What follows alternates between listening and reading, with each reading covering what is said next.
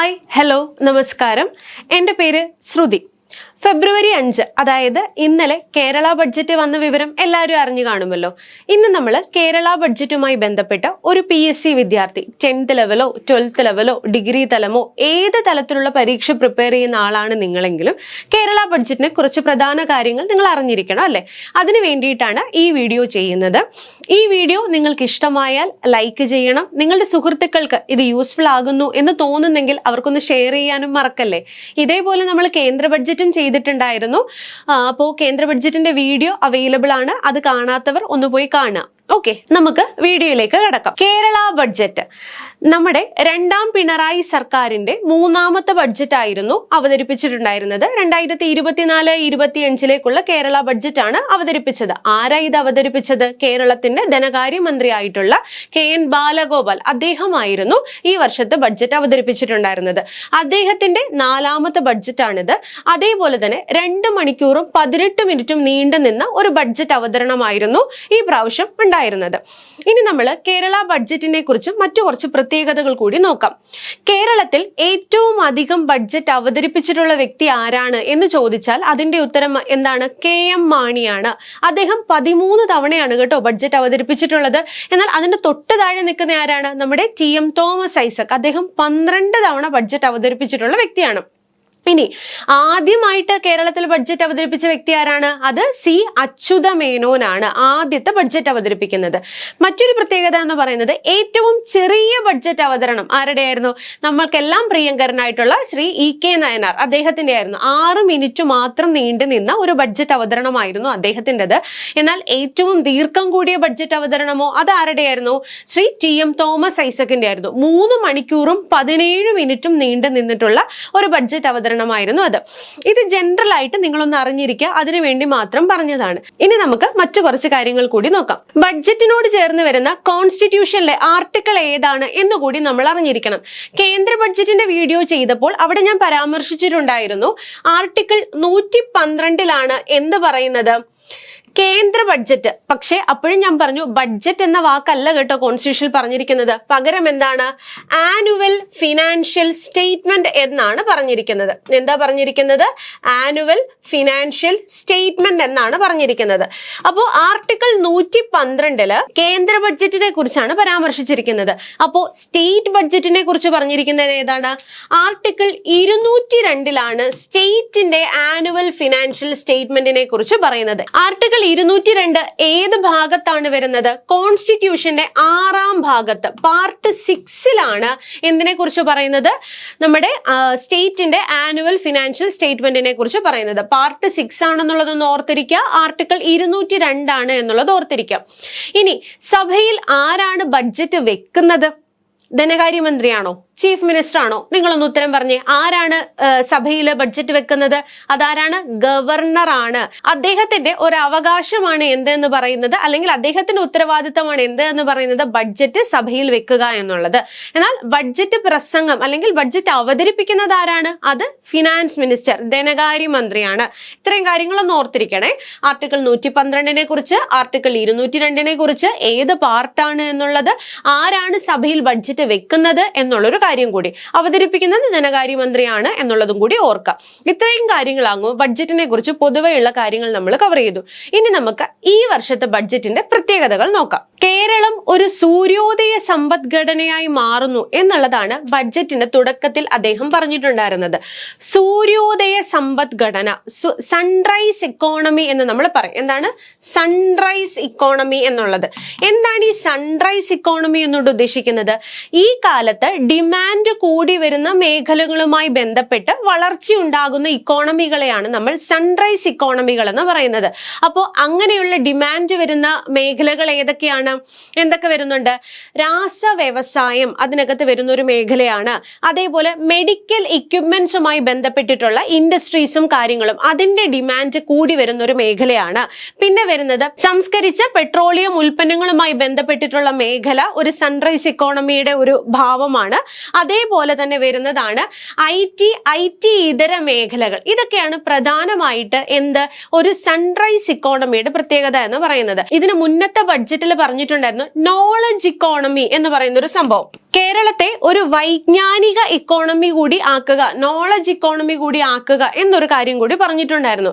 എന്നാൽ ഇതിന് രണ്ടിനും മാത്രം പ്രാധാന്യം കൊടുത്താൽ പോരാ, എല്ലാ മേഖലകൾക്കും തുല്യ പ്രാധാന്യം കൊടുത്ത് വളർത്തിക്കൊണ്ടുവരേണ്ടത് നമ്മുടെ കേരളത്തിന് അനിവാര്യമാണ് എന്നും ഈ ബഡ്ജറ്റിൽ പറയുന്നുണ്ട്. അപ്പം ഒരു സൺറൈസ് ഇക്കോണമിയാണ്. അപ്പൊ സൺറൈസ് ഇക്കോണമി എന്ന വാക്ക് കേട്ടാൽ അത് മനസ്സിലാക്കിയിരിക്കണം. അപ്പൊ കേരളം ഒരു സൺറൈസ് ഇക്കോണമി ആണോ സൺസെറ്റ് ആണോ എന്ന് ചോദിച്ചാൽ നമ്മൾ എന്താ പറയേണ്ടത്?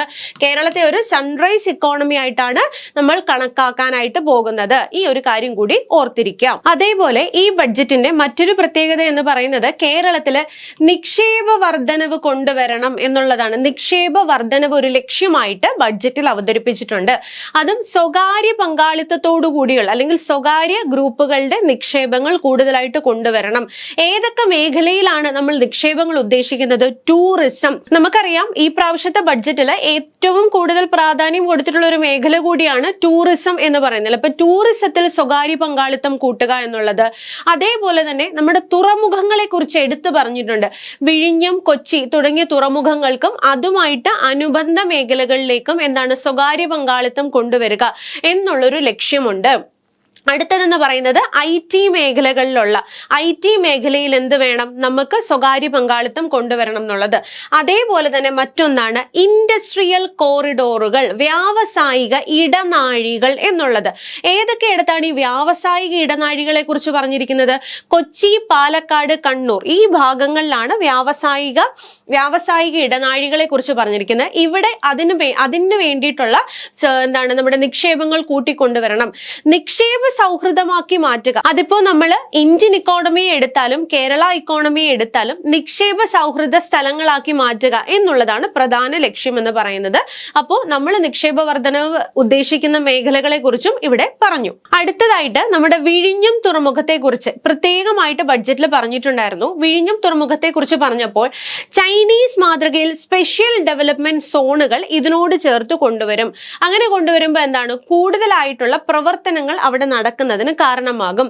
അതേപോലെ തന്നെ തുറമുഖ വികസനവും അനുബന്ധ മേഖലകളും എന്നാണ് പറഞ്ഞിരിക്കുന്നത്. അതിലായത് തുറമുഖത്തോട് ചേർന്നിട്ടുള്ള പ്രദേശങ്ങളിൽ അവിടെ താമസിക്കുന്ന ആളുകൾക്കടക്കം അവരുടെ ലൈവ്ലിഹുഡിന്, അവരുടെ ജീവന ഉപാധിക്കടക്കം ഒരു മാറ്റം വരത്തക്ക രീതിയിലായിരിക്കും തുറമുഖ വികസനം നടത്തുക എന്നുള്ള ലക്ഷ്യവും ധനകാര്യമന്ത്രി ചർച്ച ചെയ്തിട്ടുണ്ടായിരുന്നു. ഇനി അടുത്തതെന്ന് പറയുന്നത് പ്രധാനപ്പെട്ട ഒരു പദ്ധതിയെ കുറിച്ചാണ് കേട്ടോ ഞാൻ പറയുന്നത്.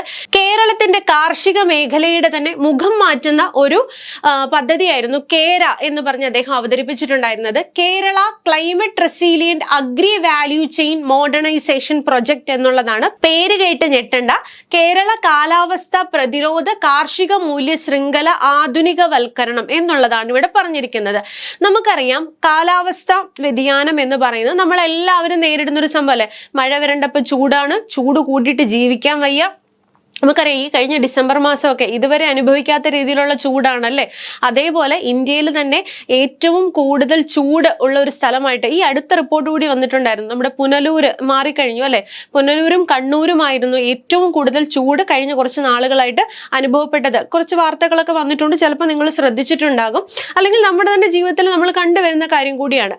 അപ്പോൾ കാലാവസ്ഥാ വ്യതിയാനത്തിനനുസരിച്ച് ആ മാറ്റത്തിനനുസരിച്ചുള്ള കൃഷി രീതികൾ നമ്മൾ അവലംബിക്കേണ്ടതായിട്ടുണ്ട്. അതിനാണ് ഇവിടെ പ്രാധാന്യം കൊടുക്കുന്നത്. ഇതില് പ്രത്യേകം എടുത്തു പറഞ്ഞിരിക്കുന്ന കുറച്ച് കാര്യങ്ങളുണ്ട്. ആ പോയിന്റുകൾ ഞാനൊന്ന് പറഞ്ഞു തരാം. അതിൽ ആദ്യത്തേത് എന്ന് പറയുന്നത് കാർബൺ ന്യൂട്രൽ ആവുക എന്നുള്ളതാണ്. കാർബൺ ന്യൂട്രൽ അഗ്രികൾച്ചറിന്റെ പ്രോത്സാഹനം, കാർബണിന്റെ ബഹിർഗമനം കുറയ്ക്കുക. നമുക്കറിയാം കാർബൺ ഏറ്റവും കൂടുതൽ എമിറ്റ് ചെയ്യപ്പെടുന്ന ഒരു മേഖല എന്ന് പറയുന്നത് അഗ്രികൾച്ചർ തന്നെയാണ്. അഗ്രികൾച്ചർ അല്ലെങ്കിൽ അതുമായിട്ട് ബന്ധപ്പെട്ട് വരുന്ന മേഖലയിലാണ്. അപ്പോൾ ഈ കാർബൺ ന്യൂട്രൽ ആയിട്ടുള്ള അഗ്രികൾച്ചർ പ്രോത്സാഹിപ്പിക്കുക. കാർബണിന്റെ എമിഷൻ കൂടുന്നതാണല്ലോ ഗ്ലോബൽ വാർമിങ്ങിന് കാരണമാകുന്നത്. ഈ ഗ്ലോബൽ വാർമിംഗ് ആണല്ലോ ക്ലൈമറ്റ് ചേഞ്ച്, കാലാവസ്ഥാ വ്യതിയാനത്തിനും കാരണമാകുന്നത്. ആ ഒരു രീതിയിൽ ഒന്ന് ആലോചിച്ചാൽ മതി.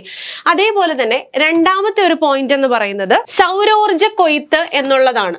ഓക്കെ, സൗരോർജ കൊയ്ത്ത്. അപ്പോ ഈ രണ്ട് സംഭവങ്ങളാണ്, കാർബൺ ന്യൂട്രൽ എന്നുള്ളതും സൗരോർജ കൊയ്ത്ത് എന്നുള്ളത് പറയുന്ന ഈ രണ്ട് കാര്യങ്ങളാണ് പ്രധാനമായിട്ട് ബഡ്ജറ്റില് കാർഷിക മേഖലയുമായിട്ട് ബന്ധപ്പെടുത്തി പറഞ്ഞിരിക്കുന്നത്. അതുമാത്രമല്ല, ഇതിന് വായ്പ ലഭിക്കുന്നത് എവിടെ നിന്നാണ്? ലോകബാങ്കിൽ നിന്നാണ്. ലോകബാങ്കിൽ നിന്ന് വായ്പയോടുകൂടി ആരംഭിക്കുന്ന ഒരു പദ്ധതിയാണ് എന്തെന്ന് പറയുന്നത് Kerala climate resilient agri value chain modernisation project എന്ന് പറയുന്നത്.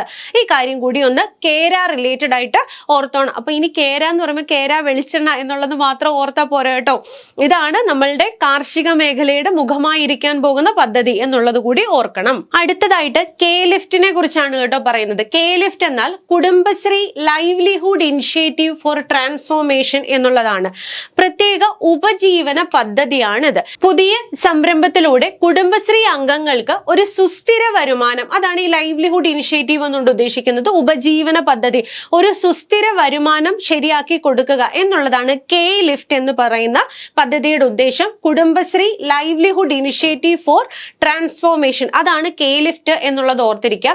തിരികെ സ്കൂളിൽ എന്ന് പറയുന്ന പദ്ധതിയെ കുറിച്ച് ബഡ്ജറ്റിനകത്ത് എടുത്തു പറഞ്ഞിട്ടുണ്ടായിരുന്നു. കുടുംബശ്രീയുമായി ബന്ധപ്പെട്ട് തന്നെ ഉള്ളതായിരുന്നു. അതായത് കുടുംബശ്രീയിലൂടെയുള്ള സ്ത്രീകൾക്ക് എന്താണ്, അവർക്ക് സ്കൂളിലെത്തി അവരുടെ പഠനം മുഴുമിപ്പിക്കാൻ ഉള്ള ഒരു അവസരമാണ് ഈ തിരികെ സ്കൂളിൽ എന്ന് പറയുന്ന പദ്ധതി. അത് പ്രത്യേകം ഒന്ന് ഓർത്തോടെ. ചില പദ്ധതികൾ പ്രത്യേകമായിട്ട് എടുത്തെടുത്ത് പറഞ്ഞിട്ടുണ്ട് ബഡ്ജറ്റിൽ. അപ്പോൾ അത് നമ്മളിപ്പോൾ ക്ലാസ്സസ് ഒക്കെ എടുക്കുമ്പോൾ അതുകൂടെ പറഞ്ഞിട്ടാണ് പോകുന്നത്. ഇപ്പം അനുയാത്ര എന്ന് പറയുന്ന പദ്ധതി, വയോമിത്രം എന്ന് പറയുന്ന പദ്ധതി, അങ്ങനെ ഒരുപാട് പദ്ധതികളെ കുറിച്ച്, ലൈഫിനെയൊക്കെ കുറിച്ച് പ്രത്യേകം പറഞ്ഞിട്ടുണ്ട്, ലൈഫ് മിഷനെയൊക്കെ കുറിച്ച്. അപ്പോൾ പരീക്ഷയ്ക്ക് പോകുന്നതിന് മുന്നേ ഈ കാര്യങ്ങളൂടെ ഒന്ന് നോക്കിയേക്കണം കേട്ടോ. ഞാൻ ഈ ബഡ്ജറ്റിലെ പ്രധാനപ്പെട്ട കാര്യങ്ങൾ അല്ലെങ്കിൽ പുതുതായിട്ട് വന്നിട്ടുള്ളതിനെ കുറിച്ചാണ് ഈ വീഡിയോയിൽ പരാമർശിക്കുന്നത്. അങ്ങനെയാണെങ്കിൽ നമുക്ക് അടുത്ത സ്ലൈഡിലേക്ക് കടന്നാലോ. അടുത്തത് നമ്മൾ പറയാൻ പോകുന്നത് വയോജനങ്ങൾക്ക് വേണ്ടിയിട്ടുള്ള പദ്ധതിയെ കുറിച്ചാണ്. വയോജനങ്ങൾക്ക് വേണ്ടി പറയുമ്പോൾ പ്രത്യേകം നമ്മൾ ഓർത്തിരിക്കേണ്ട വാക്കാണ് കെയർ ഇക്കോണമി എന്നുള്ളത്. എന്താണ് പറയുന്നത്? Care economy. ഇവിടെ ഞാൻ ഒരു കാര്യം കൂടി ചോദിക്കട്ടെ, നിങ്ങൾ സിൽവർ ഇക്കോണമി എന്ന് കേട്ടിട്ടുണ്ടോ? സിൽവർ ഇക്കോണമി എന്താണ്? ഈ സിൽവർ ഇക്കോണമി എന്ന് വെച്ചാൽ ഉത്തരം അറിയാവുന്നവരൊന്ന് കമന്റ് ചെയ്തേ. വയോജനങ്ങൾ കൂടുതലായിട്ട് വരുന്ന ഇക്കോണമി, അല്ലെങ്കിൽ അവർക്ക് പ്രാധാന്യം നൽകിക്കൊണ്ട് ഒരു ഇക്കോണമി ഡെവലപ്പ് ചെയ്യുന്നെങ്കിൽ അതിനാണ് നമ്മൾ എന്തെന്ന് പറയുന്നത്? സിൽവർ ഇക്കോണമി എന്ന് പറയുന്നത്. നമ്മുടെ ടോട്ടൽ പോപ്പുലേഷന്റെ 20% താമസിയാതെ തന്നെ 60 വയസ്സിന് മേൽ പ്രായമുള്ളവരായി മാറാൻ പോവുകയാണ് കേട്ടോ. 60 വയസ്സിന് മേൽ പ്രായമുള്ള ആളുകളായിട്ട് നമ്മുടെ ടോട്ടൽ പോപ്പുലേഷന്റെ 20% മാറാൻ പോവുകയാണ്. അങ്ങനെ വരുമ്പോൾ അതിനോടൊപ്പം ഒരു കാര്യം കൂടി അവിടെ പറയാനുണ്ട്. നമുക്കറിയാം, നമ്മുടെ ഇപ്പൊ നിങ്ങളുടെ തന്നെ കുറെ സുഹൃത്തുക്കൾ പുറം രാജ്യങ്ങളിൽ പോയി പഠിക്കുന്നവരുണ്ടാകും, അല്ലെങ്കിൽ അവിടെ പോയി ജോലി ചെയ്യുന്നവരുണ്ടാകും. ഇങ്ങനെ പോകുന്നവരൊക്കെ തിരിച്ച് ഇങ്ങോട്ടേക്ക് വരാനുള്ള ഒരു താല്പര്യം കുറച്ച് കുറവല്ലേ? നമ്മളിപ്പം കുറെ വീഡിയോസ് ഒക്കെ കാണുമ്പോൾ കാണാറുണ്ട്, 2 വർഷത്തിന് ശേഷം അല്ലെങ്കിൽ 3 വർഷത്തിന് ശേഷം ഒക്കെ സുഹൃത്ത് വരുന്നു, കാണാൻ പോകുന്നു, ഇതുപോലുള്ള വീഡിയോസ് കാണാറുണ്ടല്ലോ. അപ്പം നമുക്കറിയാം കൂടുതലായിട്ട് ആളുകൾ എന്താണ് പുറം രാജ്യങ്ങളിലേക്ക് പോകുന്നുണ്ട്, വിദ്യാഭ്യാസ സംബന്ധമായിട്ടും ജോലി സംബന്ധമായിട്ട്. അങ്ങനെ വരുമ്പോൾ അവശേഷിക്കുന്നത് ആരൊക്കെയാണ്? പ്രായമായ മാതാപിതാക്കൾ മാത്രമാണ് നമ്മുടെ സംസ്ഥാനത്ത് അവശേഷിക്കുന്നത്. അപ്പം അവർക്ക് എന്ത് വേണം? അവർക്ക് നല്ലൊരു ജീവിതമാർഗം കൊടുക്കണ്ടേ? പണമുണ്ടോ? പണമുണ്ട്. പക്ഷെ എന്താണ്, അവർക്കൊരു കൂട്ടിന് ആളില്ലാതാകുന്നു, അല്ലെങ്കിൽ അവരുടെ സൗഹൃദ ശൃംഖലകൾ എങ്ങനെ വളർത്തിയെടുക്കാം തുടങ്ങിയ കാര്യങ്ങളെല്ലാം നമ്മൾ നോക്കണം, അവരുടെ മാനസികമായിട്ടും ശാരീരികവുമായിട്ടുമുള്ള സന്തോഷത്തിന് വേണ്ടിയിട്ട്. അപ്പോൾ അതാണ് ഈ വയോജനം അല്ലെങ്കിൽ നമ്മൾ ഈ കെയർ ഇക്കോണമി എന്നൊരു കോൺസെപ്റ്റിൽ ഉൾപ്പെടുത്താനായിട്ട് ശ്രമിക്കുന്നത്. വാർദ്ധക്യ സൗഹൃദ ഭവനം എന്ന് പറയുന്നത് ഇതിന്റെ ഭാഗമായിട്ട് കൊണ്ടുവരുന്നതാണ്. വാർദ്ധക്യ സൗഹൃദ ഭവനങ്ങൾ സൃഷ്ടിക്കുക. അതേപോലെ തന്നെ റിട്ടയർമെന്റ് ഹോംസിനെ കുറിച്ച് പറയുന്നുണ്ട്. എന്താണ് റിട്ടയർമെന്റ് ഹോംസ്? ഇവിടെ എന്താ ചെയ്യുന്നതെന്ന് വെച്ചാൽ സാമൂഹ്യനീതി വകുപ്പിന്റെ കീഴിലാണ് ഇത് വരുന്നത്. നിശ്ചിത തുക ഫീസായിട്ട് നൽകിക്കൊണ്ട് ഇവർക്ക് താമസിക്കാനും ഇതേ പ്രായക്കാരായിട്ടുള്ള ആളുകളോടൊപ്പം ടൈം സ്പെൻഡ് ചെയ്യാനും ഒക്കെ കിട്ടുന്ന ഒരു സ്ഥലമാണ് ഈ റിട്ടയർമെന്റ് ഹോംസ് എന്ന് പറഞ്ഞ് ഉള്ളൊരു കോൺസെപ്റ്റ് എന്ന് പറയുന്നത്. അപ്പൊ അതൊന്ന് ഓർത്തിരിക്കുക. സാമൂഹിക നീതി വകുപ്പിന്റെ കീഴിലാണ് റിട്ടയർമെന്റ് ഹോംസ് എന്ന് പറയുന്ന ഈ ഒരു പദ്ധതി കൊണ്ടുവരുന്നത്.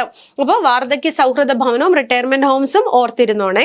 അടുത്തതായിട്ട് ബഡ്ജറ്റിൽ പറഞ്ഞിരിക്കുന്ന ഒരു പേരാണ് ഷിക എന്നുള്ളത്. ഷിക മ്യൂസിയം ഓഫ് എമിനൻസ് ആണ് ഈ ഷിക എന്നുകൊണ്ട് ഉദ്ദേശിക്കുന്നത്. ഇത് എവിടെയാണ് വരുന്നത്? കോഴിക്കോട് സർവകലാശാലയിലാണ്. കേരളത്തിന്റെ 4 കാര്യങ്ങളെയാണ് ഇവിടെ പറയുന്നത്. ഏതൊക്കെയാണ്? ജൈവ വൈവിധ്യം, ചരിത്രം, നാടോടി പാരമ്പര്യം, വാമൊഴി, വഴക്കം. ഈ 4 കാര്യങ്ങളെ കുറിച്ചുള്ള അതിന്റെ സവിശേഷതകൾ കാണിക്കുന്ന അല്ലെങ്കിൽ അത് പ്രതിപാദിക്കുന്ന ഒരു വിജ്ഞാന കേന്ദ്രം പോലെയാണ് ഷിക മ്യൂസിയം. ഈ ഒരു എന്താണ് മ്യൂസിയം ഓഫ് എമിനൻസ് കോഴിക്കോട് സർവകലാശാലയിൽ കൊണ്ടുവരാനായിട്ട് പോകുന്നത്. ജൈവ വൈവിധ്യം, ചരിത്രം, നാടോടി പാരമ്പര്യം, വാമൊഴി, വഴക്കം, ഇത് 4 കേട്ടോ. ഇവിടെ പിന്നെ ഡിജിറ്റൽ സർവകലാശാലയെ കുറിച്ച് എടുത്തു പറഞ്ഞിട്ടുണ്ടായിരുന്നു. അതിൽ അറിഞ്ഞിരിക്കേണ്ട ഒരു സംഭവം, പരീക്ഷയ്ക്ക് ചോദിക്കാൻ പറ്റുന്നൊരു ചോദ്യം കൂടിയാണിത്. കൈരളി എന്നുള്ളതാണ് കേട്ടോ. കൈരളി എന്നാണ് ഇവിടെ, കൈരളി എന്നാണ് വരുന്നത്. ഒരു AI പ്രോസസർ, ഇന്ത്യയിൽ തന്നെ ആദ്യമായിട്ടാണ് ഒരു ഡിജിറ്റൽ സർവകലാശാല ഒരു AI പ്രോസസർ ഡെവലപ്പ് ചെയ്യുന്നത്. അത് കേരളത്തിലാണ് സംഭവിച്ചത്. അതിന്റെ പേരെന്താണ്? കൈരളി എന്നുള്ളതാണ് കേട്ടോ പേര്. അപ്പൊ ആ പേരും കൂടി ഒന്ന് ഓർത്തിരുന്നോണം. ഡിജിറ്റൽ സർവകലാശാലയ്ക്ക് പ്രത്യേകമായിട്ട് ബഡ്ജറ്റിൽ പ്രത്യേകമായിട്ടൊരു പ്രാധാന്യം നൽകിയിട്ടുണ്ട്. ഇനി നമ്മൾ സ്കൂൾ കുട്ടികളുടെ കാര്യത്തിലേക്ക് വന്നാലോ, മാർഗദീപം പദ്ധതി എന്നുള്ളത് എന്താണെന്ന് അറിഞ്ഞിരിക്കണം. കേന്ദ്ര സർക്കാർ കൊടുത്തുകൊണ്ട് ഒരു സ്കോളർഷിപ്പ് നിർത്തലാക്കി അതിനെ തുടർന്ന് സംസ്ഥാന സർക്കാർ ആ ഒരു പെർട്ടിക്കുലർ സ്കോളർഷിപ്പ് നൽകാനായിട്ട് തീരുമാനിക്കുകയും ചെയ്യുകയാണ്. പ്രീ മെട്രിക് സ്കോളർഷിപ്പ് ആണ് കേട്ടോ ഇത്. 8ാം ക്ലാസ് വരെയുള്ള ന്യൂനപക്ഷ വിദ്യാർത്ഥികൾക്ക് നൽകുന്ന സ്കോളർഷിപ്പിന്റെ പേരാണ് എന്തെന്ന് പറയുന്നത്? മാർഗദീപം. പുതുതായിട്ട് കൊണ്ടുവന്നതാണ്, ഓർത്തിരിക്കുക. മാർഗദീപം പ്രീ മെട്രിക് സ്കോളർഷിപ്പ് ആണ്. അതായത് 8th വരെയുള്ള കുട്ടികൾക്ക്, 8ാം ക്ലാസ് വരെയുള്ള കുട്ടികൾക്കാണ് ഈ മാർഗദീപം എന്ന് പറയുന്ന സ്കോളർഷിപ്പ് ലഭിക്കുന്നത്. മൈനോറിറ്റീസ് തന്നെയാണ് കേട്ടോ, ന്യൂനപക്ഷ വിഭാഗങ്ങൾക്കാണ് ഇത് ലഭിക്കുന്നത്. മൈനോറിറ്റീസ്, അതൊന്ന് ഓർത്തിരിക്കാം. അടുത്തതെന്ന് പറയുന്നത് school health and wellness programme എന്നുള്ളതാണ്. കേന്ദ്ര ബഡ്ജറ്റ് ചർച്ച ചെയ്തപ്പോൾ ഞാൻ ആയുഷ്മാൻ ഭാരതിനെ കുറിച്ച് പറഞ്ഞിട്ടുണ്ടായിരുന്നു. ഈ ആയുഷ്മാൻ ഭാരതിന്റെ അടിയിൽ കുട്ടികൾക്ക് വേണ്ടി കൊണ്ടുവന്നിരിക്കുന്ന ഒരു പദ്ധതിയാണ് school health and wellness programme എന്ന് പറയുന്നത്. ഇവിടെ എന്താ ചെയ്യുന്നത്? കേരളത്തിലെ സ്കൂൾ കുട്ടികൾക്ക് പ്രദേശത്തെ പ്രൈമറി ഹെൽത്ത് കെയർ സെന്റേഴ്സ് ഉണ്ടാവുമല്ലോ, അവരുടെ ആഭിമുഖ്യത്തിൽ ആരോഗ്യ പരിശോധന നൽകുന്നു. ആരോഗ്യ പരിശോധനയും ഇത് സംബന്ധിച്ച് ഇലക്ട്രോണിക് ഡേറ്റാബേസ് തയ്യാറാക്കുന്നു. ഫസ്റ്റ് എയ്ഡുകൾ എങ്ങനെ ചെയ്യണം എന്നുള്ളത് പറഞ്ഞു കൊടുക്കുന്നു. ഇങ്ങനെ മൊത്തത്തിൽ അവരുടെ ഹെൽത്തിനും വെൽനെസ്സിനും പ്രാധാന്യം കൊടുക്കുന്ന ഒരു പദ്ധതിയാണ് school health and wellness programme എന്ന് പറയുന്നത്. ഇത് ഏത് പദ്ധതിയുടെ കീഴിലാണ് ചെയ്യുന്നത്? ആയുഷ്മാൻ ഭാരതിന്റെ അടിയിലാണ്. അത് ഓർത്തോണം. ഇനി ഒരു 6 മാസമൊക്കെ കഴിഞ്ഞ് പരീക്ഷകൾ വരുന്ന ഒരുപാട് ആളുകൾ ചിലപ്പോൾ ഈ വീഡിയോസ് കാണുന്നുണ്ടാകും. ഓർത്തിരിക്കുക, ഇതൊക്കെ നിങ്ങൾക്ക് യൂസ്ഫുൾ ആകുന്ന കാര്യങ്ങളാണ്. കൃത്യമായിട്ട് പഠിക്കാനൊന്ന് ഓർത്തുകൊള്ളുക. ഒന്ന് റിവൈസ് ചെയ്യാനൂടെ പറ്റുമെങ്കിൽ കുറച്ചുകൂടി എളുപ്പമാവും കേട്ടോ.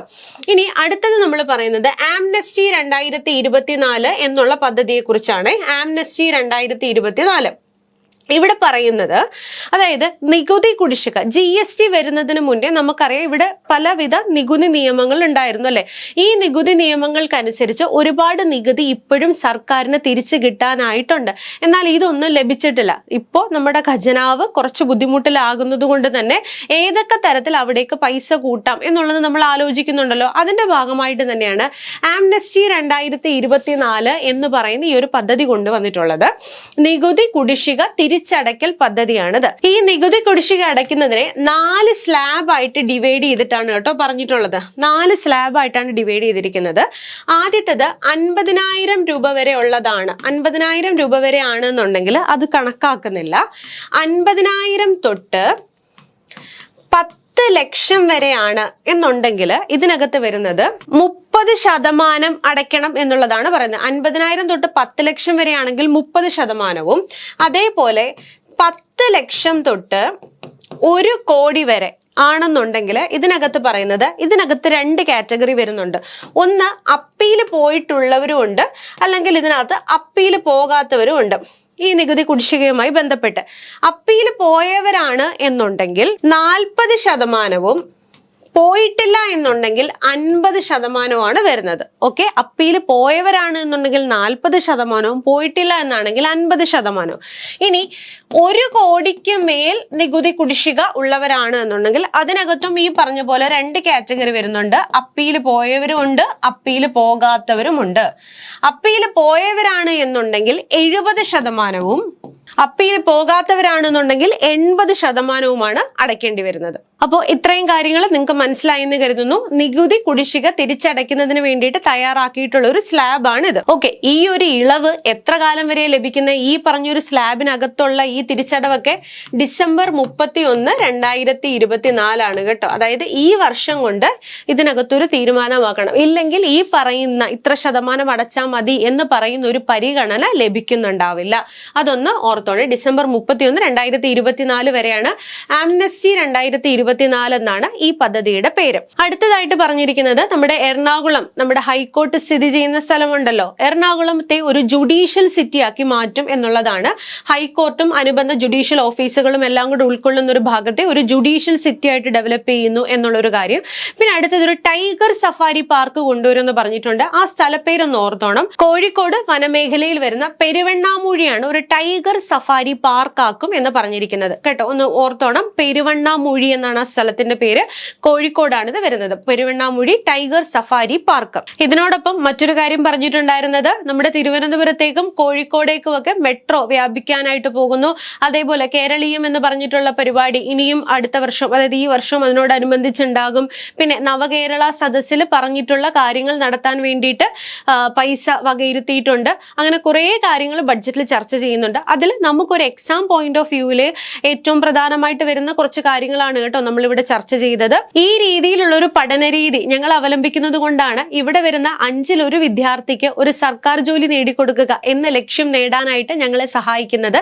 നിങ്ങൾക്ക് ഈ വീഡിയോ ഇഷ്ടപ്പെട്ടെങ്കിൽ തീർച്ചയായിട്ടും ഇത് ലൈക്ക് ചെയ്യണം, ഈ ചാനൽ സബ്സ്ക്രൈബ് ചെയ്യണം. അടുത്തൊരു ബെൽ ബട്ടൺ ഉണ്ട്, അതൊന്ന് ക്ലിക്ക് ചെയ്യാനായിട്ടൂടെ ശ്രദ്ധിക്കുക. ഓക്കെ, പിന്നെ നിങ്ങളുടെ കമന്റ്സും കാര്യങ്ങളും തീർച്ചയായിട്ടും താഴെ നിങ്ങൾ അറിയിക്കുക. നിങ്ങളുടെ കമന്റ്സിനനുസരിച്ചായിരിക്കും നമ്മൾക്ക് ഇനിയുള്ള വീഡിയോസും ഞങ്ങൾ അറേഞ്ച് ചെയ്യുന്നത്. ഇപ്പോൾ ബഡ്ജറ്റ് അവതരിപ്പിച്ചതുപോലെ തന്നെ നമ്മൾക്ക് ഇനിയിപ്പം എക്കണോമിക് റിവ്യൂ നമ്മളൊന്ന് ചർച്ച ചെയ്യേണ്ടതായിട്ടുണ്ടല്ലേ. ഇപ്പൊ ഡിഗ്രി തല പരീക്ഷകൾക്കാണെങ്കിലും ഈവൻ നമ്മളൊരു എന്താ പറയുക അല്ലാതുള്ള പരീക്ഷകൾക്ക് തയ്യാറെടുക്കുമ്പോഴാണ് പോലും ഇതിനകത്ത് ചെറിയ ചെറിയ കാര്യങ്ങൾ എടുത്ത് ചോദിക്കാറുണ്ട്. അപ്പൊ അത് നമ്മളൊന്ന് അറിഞ്ഞിരിക്കണം. അത് നമുക്ക് നോക്കാം, വരുന്നൊരു വീഡിയോയിൽ നമുക്കത് ചെയ്യാം. അതേപോലെ തന്നെ നമ്മൾ SCRT ബേസ്ഡ് ആയിട്ടും പ്രീവിയസ് ഇയർ ക്വസ്റ്റ്യൻസ് ബേസ്ഡ് ആയിട്ടുള്ള അനാലിസിസും കാര്യങ്ങളും എല്ലാം നമ്മൾ ഈ ചാനലിൽ ചെയ്യുന്നുണ്ട്. നിങ്ങൾ അതെല്ലാം ഒന്ന് കാണുക. നമ്മുടെ ടെലഗ്രാം ചാനൽ ഫോളോ ചെയ്യാനായിട്ടും മറക്കരുതേ. അപ്പൊ എല്ലാവരെയും അടുത്തൊരു വീഡിയോയിൽ കാണുന്നവരെ എല്ലാവർക്കും താങ്ക് യു. ബൈ.